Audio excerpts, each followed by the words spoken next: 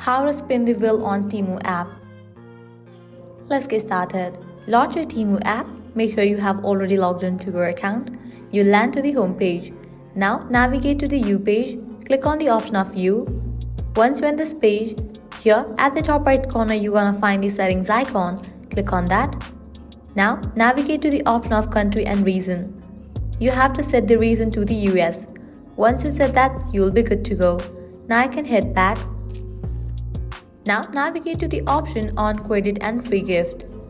Using any of these options, you are able to spin the wheel. So I'm gonna select redeem credit. So here you will get the option of spin. Clicking on that, you will earn some coins.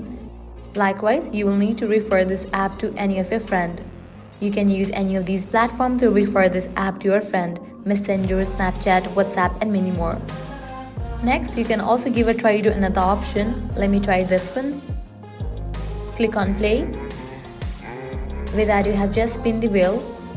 From the list of the option, you're gonna get any of the option as your gift.